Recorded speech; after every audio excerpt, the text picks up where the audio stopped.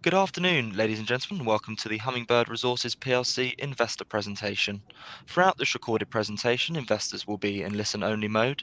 Questions are encouraged. They can be submitted at any time via the Q&A tab that's just situated on the right-hand corner of your screen. Please just simply type in your questions and press send. The company may not be in a position to answer every question it receives during the meeting itself. However, the company will review all questions submitted today and publish responses where it is appropriate to do so, and these will be available via your Investor Meet company dashboard. Before we begin, I would like to submit the following poll, and if you could give that your kind attention, I'm sure the company would be most grateful. And I would now like to hand you over to the executive management team from Hummingbird Resources PLC. Dan, good afternoon, sir. Good afternoon. Thanks a lot, Jake. And thank you, everybody who has dialed in. First of all, a small housekeeping apology from me. Due to Air Senegal and Air France, I'm actually in transit on my way back from Guinea and haven't got to where I need to be. So I've been advised I need my camera off for technical reasons. So apologies from me on that front. Obviously, this call is about Q3 results and trading update, and also a presentation on operational performance and where we are positioned to take the company going forward. I'm joined on the call by Ed Montgomery, Head of Corporate Development at Hummingbird Resources, Tom Hill, Group Finance Director, and James Husband from Head Office, who works with Monty. So I'm going to run you through a presentation of the results, and then I'd like to sort of open it up to the floor for a Q&A session.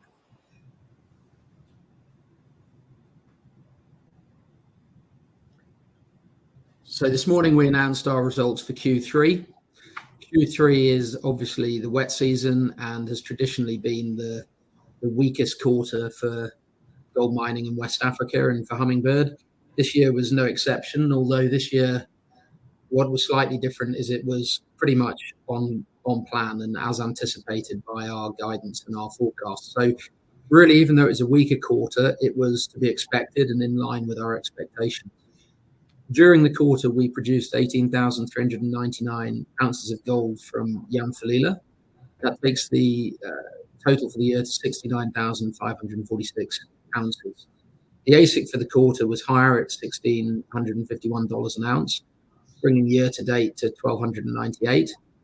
And the grade for the quarter was down on last quarter from 2.15 grams a ton to 1.79 grams a ton. We can talk a little bit later about the reasons for that. To give you a bit of a snapshot of where we are for the year to the 30th of September, versus last year, all the metrics are good. Gold sales are up from 52,000 this point last year to 69,000. Gold revenues up from 89 million to $134 million.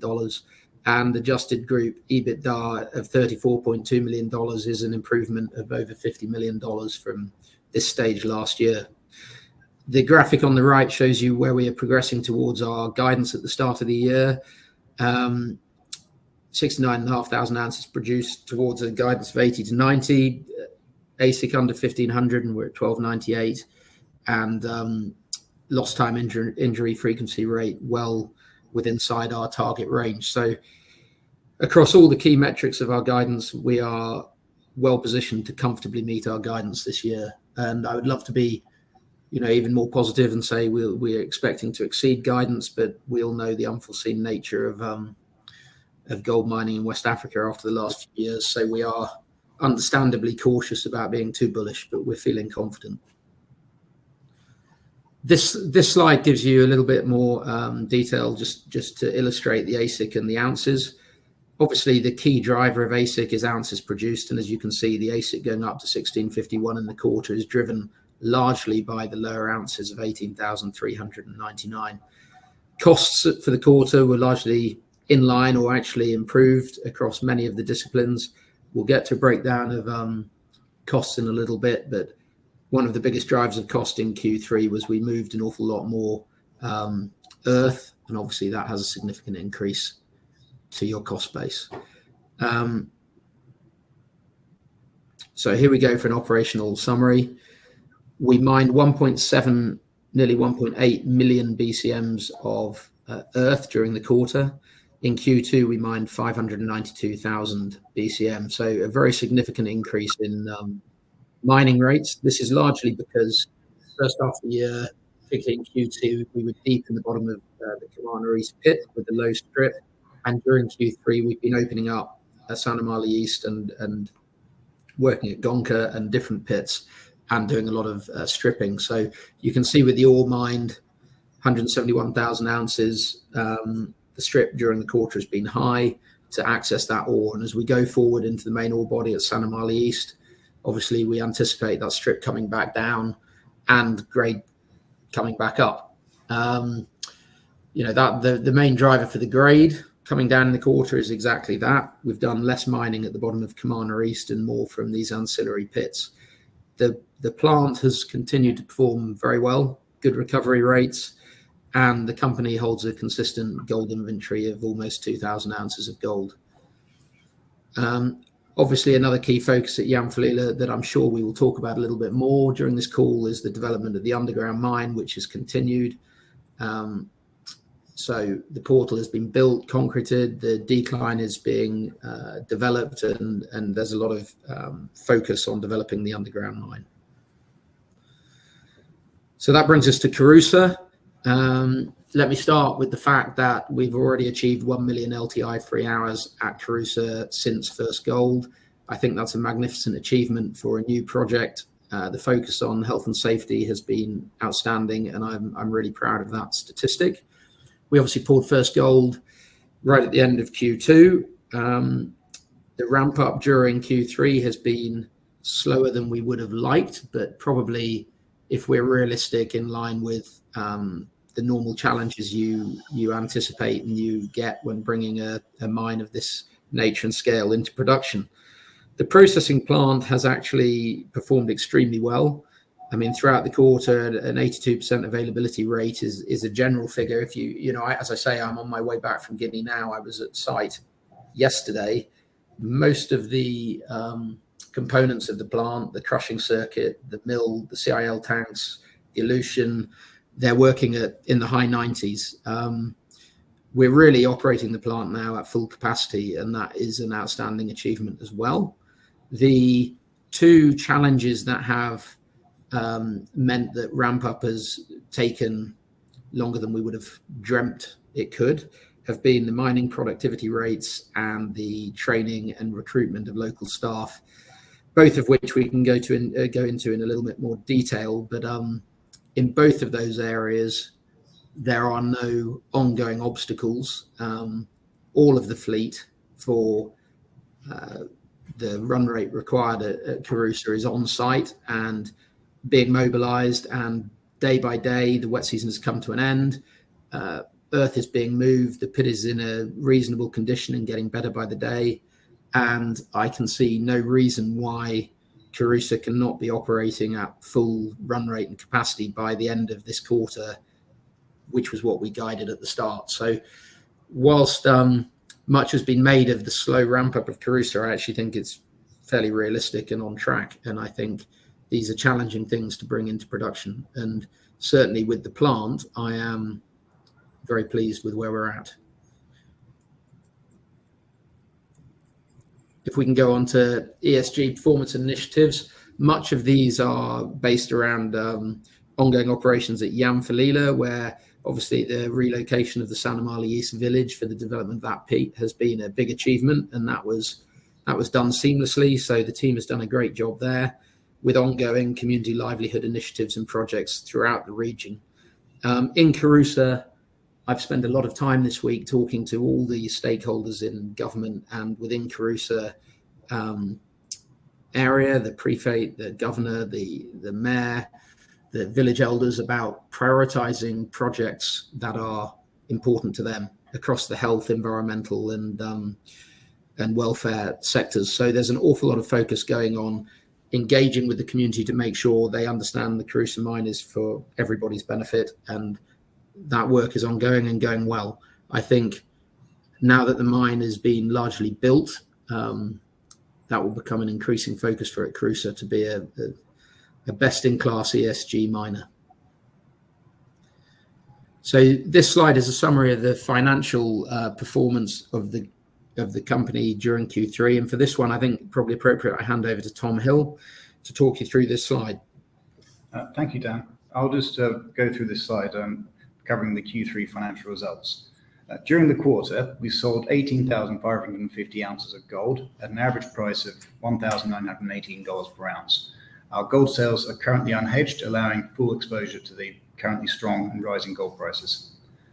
The AISC for the quarter, 1,651 dollars per ounce, although up on the previous quarter, significantly down on Q3 last year. The reason for the increased AISC in the quarter is due to the increased mining activity, the lower ounces produced during the wet season as we transition from one pit to another pit. We would expect this to be lower in Q4. The earnings before tax, interest, depreciation, and amortization, the year to date is a strong $34.3 million. And additionally, to give us additional flexibility and support, Coris Bank agreed a funding package of $55 million was at the end of last quarter. The net debt at the end of the quarter remained about $123 million, in line with what we had at the end of Q2. I'll now pass back to Dan to look forward. Okay, thanks, Tom.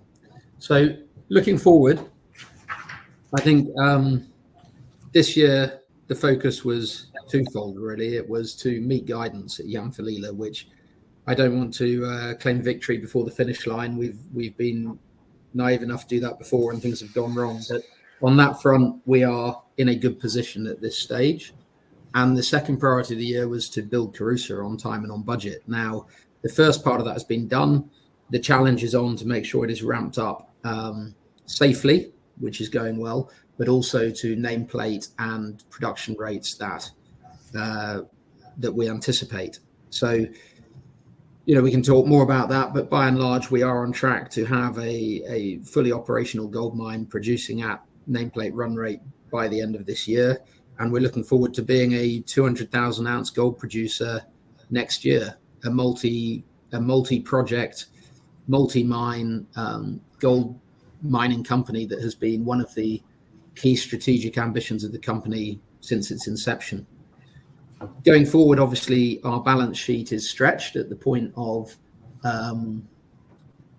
having built the second mine and not yet generating the revenues that we anticipate. So a key focus going forward is to pay down the balance sheet aggressively. I've been speaking to several investors, and a question I get asked all the time is, what's the capital allocation plan going forward, and when are you going to start paying a dividend?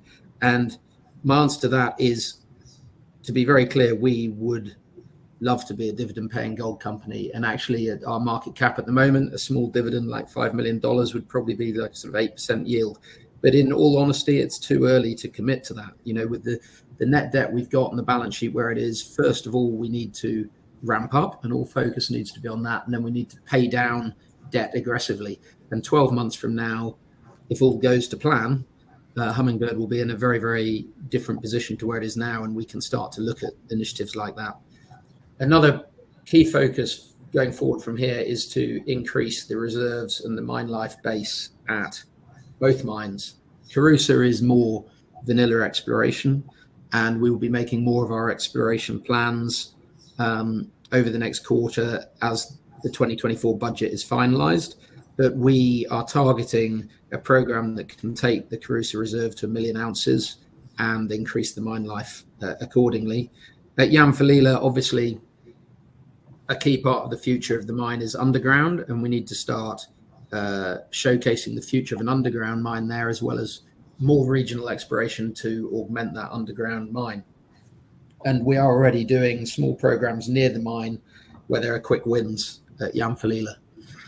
Finally, strategically, we obviously have our joint venture project in Liberia, where our partners Pasofino have triggered the clause to roll up the asset into a single entity, which I think will provide momentum to develop that project one way or another over the coming quarters. And there's just been an election in Liberia. I think there's probably going to be a runoff, so we're not totally sure where Liberia will be in 3 months. But in any case, I think there's very positive momentum in that project, and we're looking forward to trying to develop shareholder value there. Tom, this might be one for you on the balance sheet. Yes, thank you, Dan. As many of you know, we've enjoyed a very supportive and positive relationship with our banking partners, Coris Bank, since 2017. They funded first the Yamflila mine, which we then repaid, but they also funded the Cruiser mine. And as part of this, they've always been willing to provide any necessary support and flexibility. Critically, in the end of the last quarter, they agreed a funding package of $55 million with us to help us give us the necessary liquidity and capital support as we continue to ramp up Cruiser and continue to develop the underground mine in Mali. This leads us to having a repayment profile of $77 million next year and then $61 million the year after.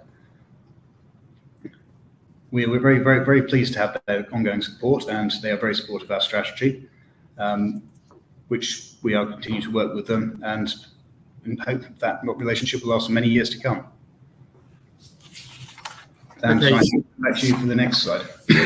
Okay, so we've touched on this, but in terms of upcoming catalysts for the company, for Yamflila, obviously meet guidance as best we can and aiming to be at the top end of those guidance figures.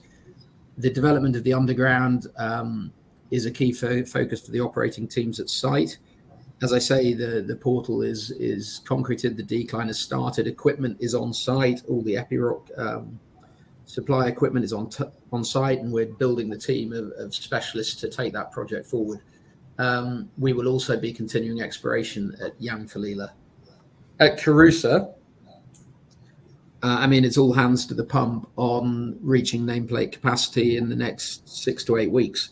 And the key focus of that is the final mobilization and upskilling of the contract mining fleet and making sure that we're operating seamlessly with the community, meeting all the local content laws, and obviously there's still work to do on the plant to make sure that it is seamless in terms of power supply, supplies, procurement, all the systems needed in place to make sure it can operate smoothly.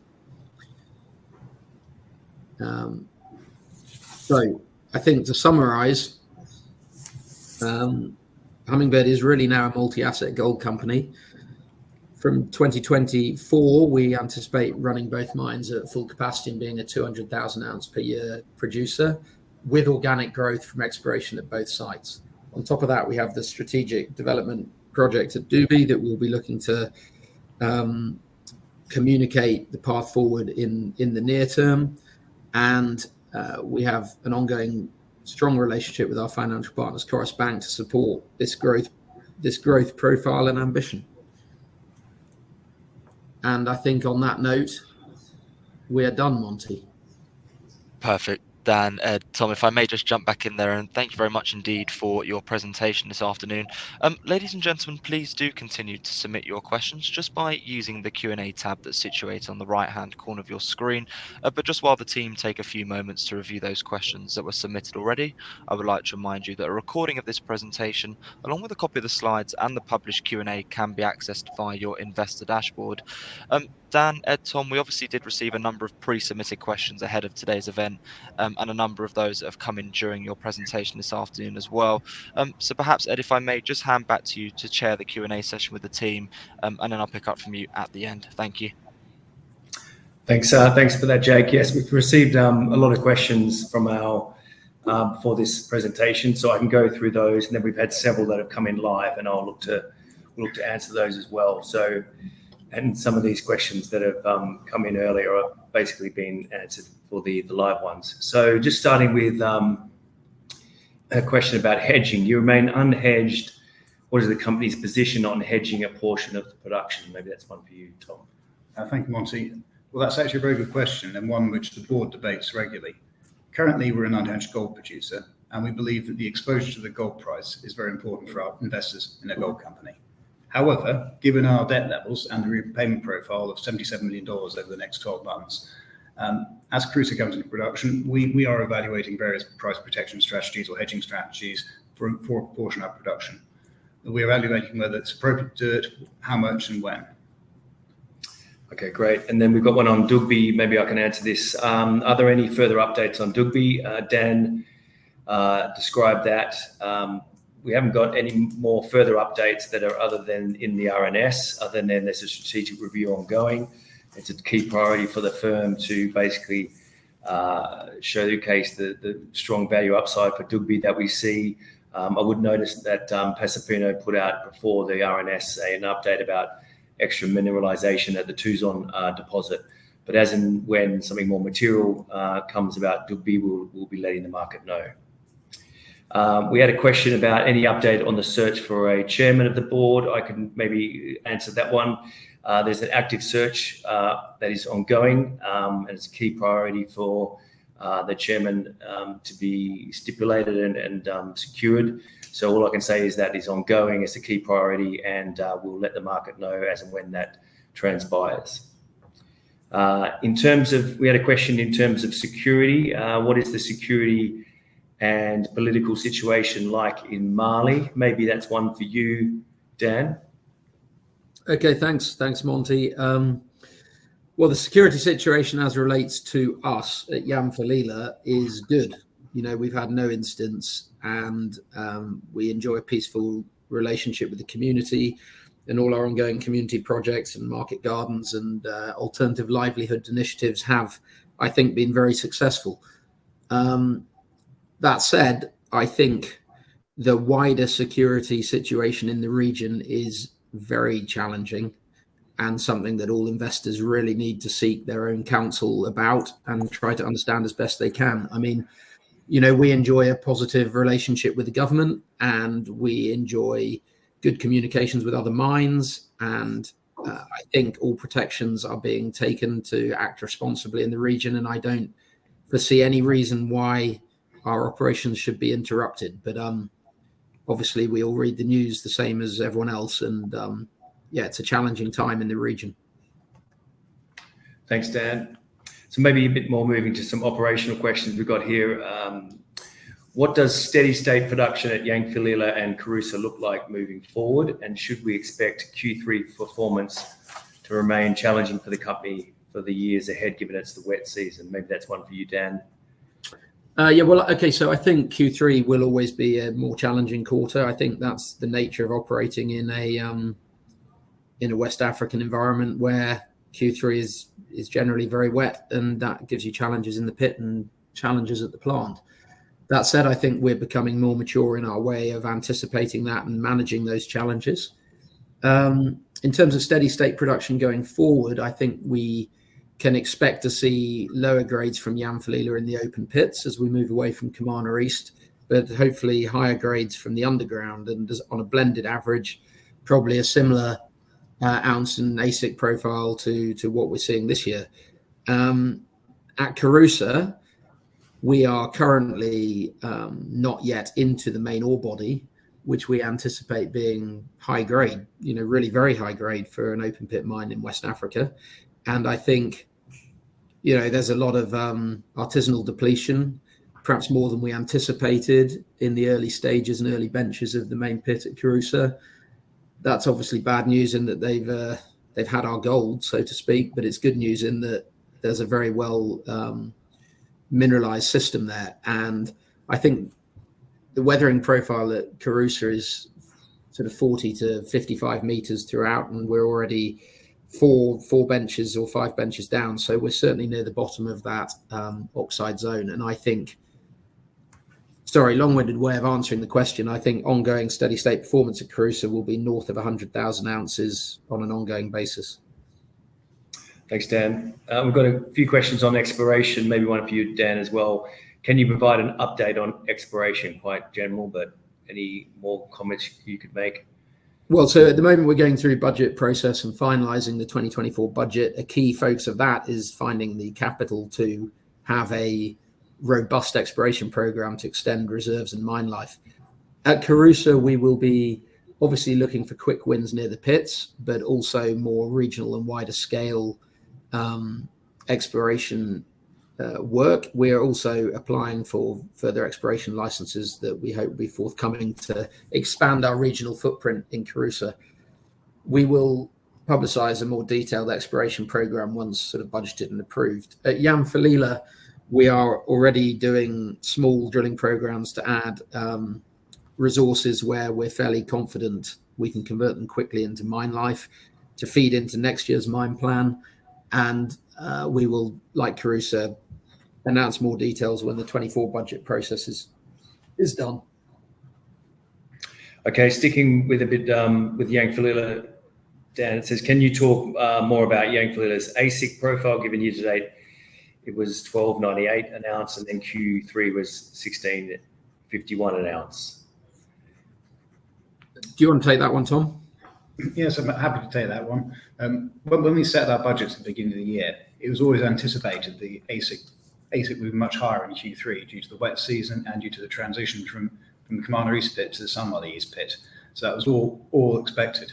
As I said before, we expect Q4 to basically be below Q3 and still be well within that target for the year of less than 1,500. As Dan said earlier, sort of production profile going forward is probably similar, where I think given the open pits are getting older, we probably have to expect a similar AISC profile to next year. Thanks, Tom. We've had a question coming in about, has the Salaman East village resettlement been completely successful? I think Dan went into detail on that. Yes, it has been a very successful campaign from our ESG team at Yamfilila. We moved a village, we built a new village, 40 families, which are happy, and the community's happy, and it was done ahead of time. So it has been a successful ESG program for the company. In terms of the underground, can you provide an update on the Commander East underground? And are you confident on delivering and operating an underground mine? Maybe one for you, Dan. Yes, I am. It's a key KPI for the team at site, and we are upskilling the team. The key equipment is on site. As I say, work has started. They're advancing into the decline. The portal is developed, concrete's done, and we are now sort of developing detailed mine plans for next year and going on. So there'll be more detail to follow, but it's a key focus area for us, obviously. And I don't know if there's any photos on the website, Monty, steer people to, but it's live and it's happening. Yep. Yeah, there's an underground piece, and we're going to have more of that illustrated soon. We've got a fair few questions on Kouroussa, so I'll go through these. When will Kouroussa reach steady state capacity? You did mention it, Dan. Maybe you just can articulate that a bit more. Yes, so steady state capacity across all areas of the business is, by the end of the year is our target. The two biggest areas of focus, as I said already, are the final mobilization and of the mining fleet and making sure it's utilized and working properly, and the training and hiring of all the key local staff to fulfill those roles. There's no obstacles to that happening. There's a detailed program being sort of managed on a very careful day-by-day basis. And I guess the one unknown on that is the exact nature of the depletion in the ore body and when it ends, and the weathering profile. Until we open it up, we won't know for sure, but we have a pretty good feel for the timings of that. And I think the end of the year is, achievable. Thanks. And also, I know there's a lot of questions about expectations for Kouroussa. We will be putting out more formal guidance on a production and AISC level for both mines in late January with our Q4 operational update and FY24 update guidance, just so people are aware. Next question is, can you give an idea of how Kouroussa mining availability stands relative to the plant availability at the current time, Dan, given you are on site? Well, it's a great question. I don't know who that question was from, but it goes right to the heart of the matter of how do we reach a steady state operation. And, really the plant is at high 90s. It's done. It's working. And whilst there's obviously ongoing work to be done, improvements and all sorts of things to make it perfect, it's kind of there. The mining really needs to be operating at about 1.2, 1.3 million BCM a month. In September, I think it was more like 400,000. So as you can see, a long way off contracted rates, and that right there is the delta. But as I've said a few times now on this call, all the fleet is on site. Everybody is working as one team together to catch up and get that mining fleet working at full capacity as quickly as possible, and there's no reason why it can't. Thanks. And sticking with Carusa, how confident are you in Carusa's grade profile moving forward, and when do you expect the high grade parts of the ore body to be accessed? Probably a similar response, really, but maybe one for you, Dan.